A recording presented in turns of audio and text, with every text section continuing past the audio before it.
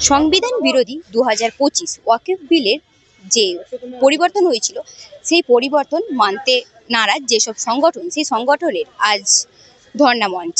আমি আমার ক্যামেরা পার্সনকে সেই ধর্ণা মঞ্চ দেখানোর চেষ্টা করব। একে এখানে সব আয়োজন হয়েছে এবং তারা তাদের কিছু দাবিতে এই ধর্ণা মঞ্চ অনুষ্ঠিত করছে। কলকাতার মেট্রো চ্যানেলের যে স্থান রয়েছে সেখানে তারা এই ধর্ণা মঞ্চ অনুষ্ঠিত হচ্ছে। এই ধর্ণা মঞ্চ কনস্টিটিউট প্রোটেকশন ফোরামের দ্বারা অনুষ্ঠিত হয়েছে। সংবিধান বিরোধী বলে অভিযুক্ত ওয়াকফ বিল এবং 2025-এর সেটি বাতিলের দাবিতে তারা একাধিক দাবি নিয়ে আজকে রাস্তায় নেমেছে।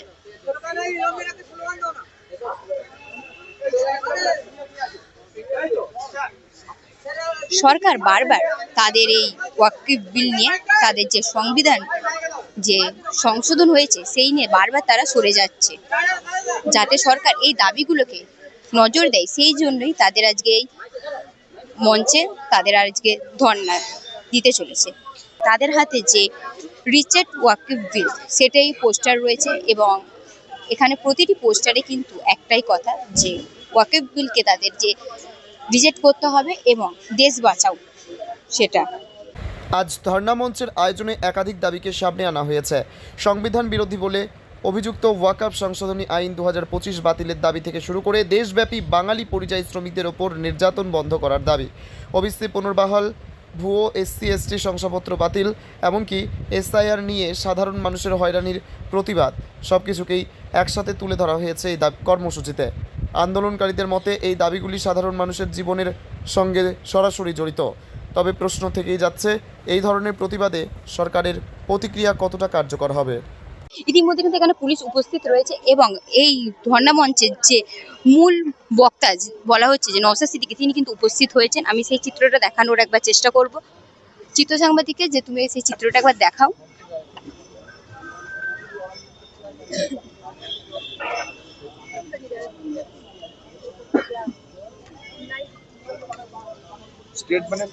এখানে কিন্তু প্রচুর পুলিশের কিন্তু মোতায়েন করা হয়েছে যাতে শান্তশিষ্টভাবে এই ধর্ণা মঞ্চটা হতে পারে।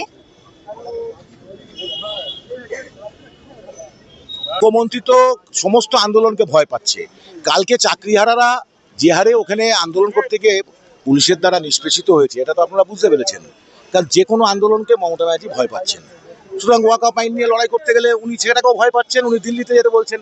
তাহলে পরিযায়ী শ্রমিকরা বা বিভিন্ন রাজ্যে অত্যাচারিত হচ্ছে, তাহলে আমরা কি ওখানে গিয়ে আন্দোলন করবো? তাহলে দিদিও ওখানে গিয়ে করুক, তাহলে আমরা ওখানে গিয়ে করবো।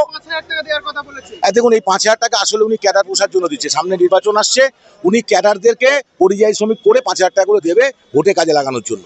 কোনো পরিযায়ী শ্রমিক ওদিক দিয়ে আসবে না, এসে তারা এখানে কাজ করতে আসবে না। ইতিমধ্যে কিন্তু আজ এই ধর্ণা মঞ্চকে সামনে রেখে একাধিক মানুষ তাদের দাবিগুলোকে নিয়ে কিন্তু তারা এখানে জমায়েত করেছে এবং এখানে কিন্তু রীতিমতো এসে উপস্থিত হয়েছেন নওশাদ সিদ্দিকী এবং তিনি কিছুক্ষণের মধ্যে এই যে তাদের ধর্ণা মঞ্চে রয়েছে এখানে কিন্তু যোগ দেবে। আমি আমার ক্যামেরা পার্সন শুভদীপ, তুমি একবার দেখাও তাদের যে চিত্রটি রয়েছে। এখানে কিন্তু একাধিকভাবে তারা দাবি তুলে ধরছে, বিভিন্ন যেমন ওবিসি পুনর্বহাল, ভুয়ো SSC সংবাদপত্র, বিভিন্ন যে শংসাপত্র রয়েছে সেটি বাতিল এবং SIR নিয়ে যে পরিযায়ী শ্রমিক তাদের একাধিকবার যে অত্যাচার চলছে সেই অত্যাচারের দাবিতে কিন্তু তারা আজকেই রাস্তায় নেমেছে।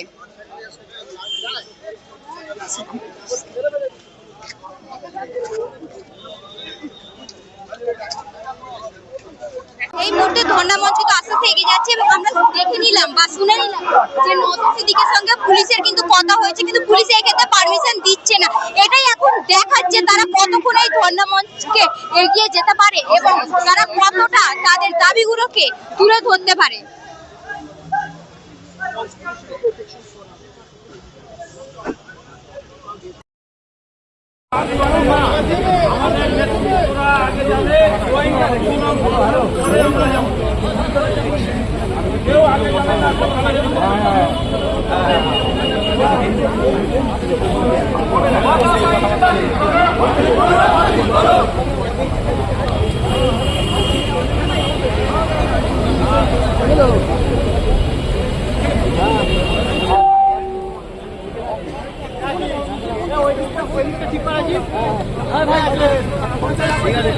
ঠিক আছে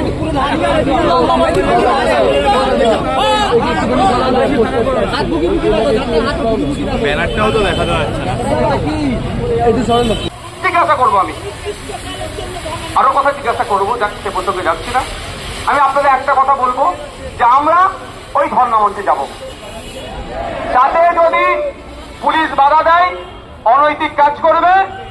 পুলিশ যদি, এটাও বলে রাখি আপনাদেরকে, আমাদেরকে যদি মনে করে পুলিশ, এর আগে একটা কেউ বললো মাথায় কিছু থাকার জন্য আমাদের আন্দোলনের অধিকার নাই, যদি মনে করে যে আমাদের কাউকে তুলে নিয়ে গেছে, আপনাদের দুটো কথা আমি বলবো, দলছুট হবেন না। পুলিশ বেআইনি কাজ করছে বলে আপনারা কেউ বেআইনি কাজ করবেন না। বুঝতে পেরেছেন কি বলছি? আমি আপনাদের কথা দিয়ে যাচ্ছি, আমাদের নেতৃত্বদের সাথেও কথা হয়েছে, তুলে নিয়ে গেলে চাই অ্যারেস্ট হোক আর ডিটেন হোক, ওখান থেকে বার হলে আবার আমরা ধর্ণা মঞ্চে এসে বসবো। আমাদের মূল দাবি হচ্ছে আজকের আমাদের পশ্চিমবাংলা সারা ভারতবর্ষে যে আজকের যে শ্রমিকদের উপরে যে একটা অত্যাচার হচ্ছে, যে বাংলা বললে আজকে বাঙালিদের মারছে অন্য অন্য রাজ্য থেকে। আমি যেমন মহারাষ্ট্র থেকে এক জায়গায় কাজ করতাম, ওখানে বিভিন্ন রাজ্যে আমি যাই, সেখানে দেখছি বাঙালিদের উপর অত্যাচারটা বেশি হয়। কেন? আমরা কি পাকিস্তান দেশি না বাংলাদেশ? আমরা ভারতীয়, তা আমাদের একটা গর্ব থাকবে আমরা ভারতীয়। আমরা কেন এক রাজ্য থেকে অন্য রাজ্যে আমরা যেতে পারবো না? কেন আমরা কাজকাম করে খেতে পারবো না? তা কিন্তু বাঙালি বলে বাঙালিদের উপর অত্যাচার হচ্ছে কেন? এর বিরুদ্ধে কিন্তু বাংলার মুখ্যমন্ত্রী কোনো একটা ডিসিশন নিচ্ছে না যে আমাদের বাঙালিদের উপর অত্যাচার কেন হচ্ছে। আর তারপরে যে ওয়াকফ বিল, যেটা এখনো তার কোনো সিদ্ধান্ত হচ্ছে না, যে মুসলমানদের একটা ওয়াকফ বিল আজকে কেড়ে নিচ্ছে, তার বিরুদ্ধে কোনো কথা বলছে না। আবার বাংলার মুখ্যমন্ত্রী বলছে যে এখানে আন্দোলন করো, দিল্লি গিয়ে আন্দোলন করো। কেন? আমরা কেন দিল্লি? আমরা এখানে এই রাজ্যে আমরা ভোট দিই, আমরা দিল্লি কেন যাবো? আজকে আমরা এই রাজ্যে আমরা ভোট দিই, এই রাজ্যে থাকি, এই রাজ্যে আমরা আন্দোলন করবো এবং ওয়াকফ বিরুদ্ধে সমস্ত শ্রমিকদের হয়ে সমস্ত এইসব চাকরিজীবী সবার আজকের তো আমাদের ভাইজান নওশাদ সিদ্দিকী সাহেব, তিনি আজকে ধর্ণা মঞ্চে ডেকেছে, তার বিরুদ্ধে আজকের আমরা সমস্ত পাবলিক সব এখানেই এসে জড়ো হয়েছে।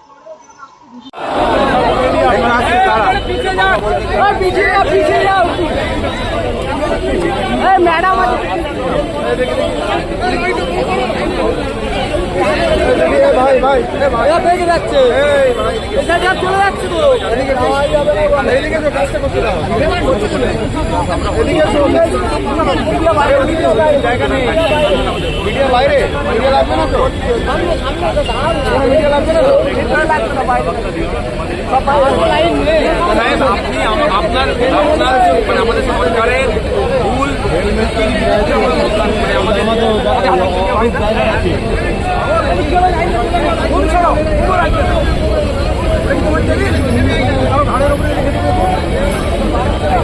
ভুল নীতির বিরুদ্ধে আমরা আন্দোলন করছি।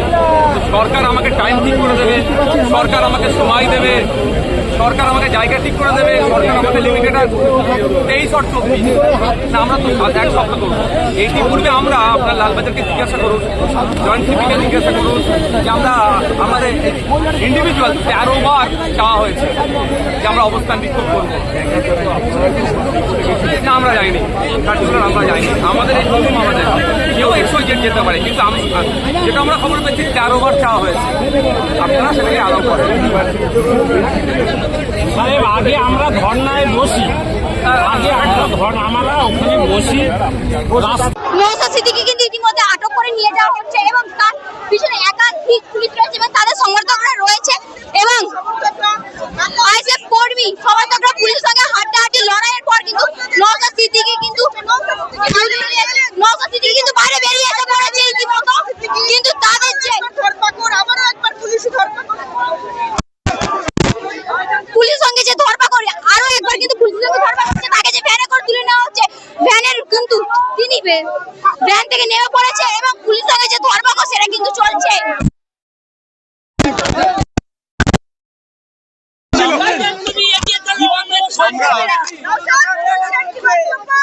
আমরা আমাদের মাদ্রাসা মসজিদ অবস্থানের জায়গা কেড়ে নিচ্ছে। আমি কানতেও পারবো না, আমার মাথায় টুপি বলে আমি প্রতিবাদ করতে পারবো না। আপনাকে ভ্যানে তোলা হলো কেন? কে তুললো? পুলিশের নেতৃত্বে। তোলার সময় কিরকম নোংরামি করলে দেখেছে, জামা কাপড় খোলা ধরে।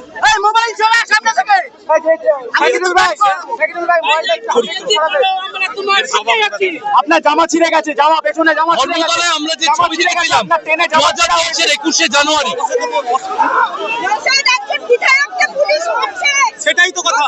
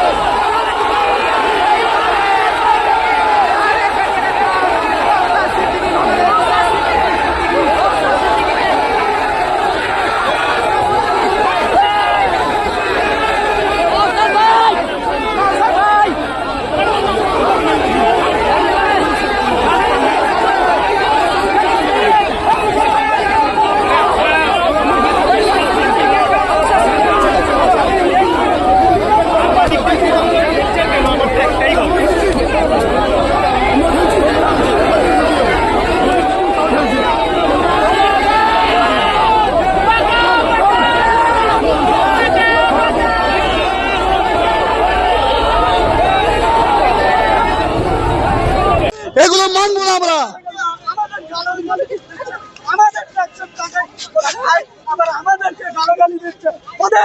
ওদেরকে টিএমসির ঝান্ডা ধরা উচিত, টিএমসির পোশাক পরা উচিত। আপনাদের তো মিছিলটা শান্তিপূর্ণ ছিল। শান্তিপূর্ণ ছিল। মূলত এই দিদিমণির দালাল, এই পুলিশ হচ্ছে টিএমসির দালাল। এরা দালালি করে খাবে, এরা দালালি করে খাবে, আমাদের ট্যাক্সের টাকা নেবে আর দালালি করে খাবে দিদিমণি। প্রথম দিনেই ভাইয়ের ওপর আক্রমণ করা হচ্ছে, এই বিষয়টাকে কিভাবে দেখছেন? নওশাদ সিদ্দিকী একজন মুসলমান, গরিব, দলিত, আদিবাসী, পিছিয়ে বর্গের মানুষদের নিয়ে কথা বলে বলে মূলত নওশাদ সিদ্দিকীকে অ্যারেস্ট করা হলো। তাদের একাধিককে গ্রেফতার করছে এবং নওশাদ সিদ্দিকী তাকেও কিন্তু গ্রেফতার করে নিয়ে যাচ্ছে। এরপর এই যে ভ্যান আছে, তারা ভ্যানের মাধ্যমে তাদেরকে গ্রেফতার করে নিয়ে যাওয়া হচ্ছে এবং তাদের সম্পূর্ণ দাবি হয়েছে যে তারা তাদের দাবি জানাবে, কিন্তু যাদের জানাতে দেওয়া হচ্ছে না। তাদের এই যে ভ্যান রয়েছে, এই ভ্যানের একাধিক ভ্যানের মধ্যে তাদের এই আরেকটা ভ্যান রয়েছে যে তাদেরকে নিয়ে যাওয়া হচ্ছে।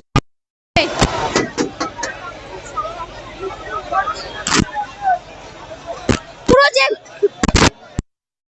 এই মুহূর্তে যে নওশাদ সিদ্দিকীকে নিয়ে যাওয়া হয়েছে, এই যে এবং তাদের একাধিক দাবি ছিল, সেই দাবিগুলোকে জানাতে নেমেছিল, কিন্তু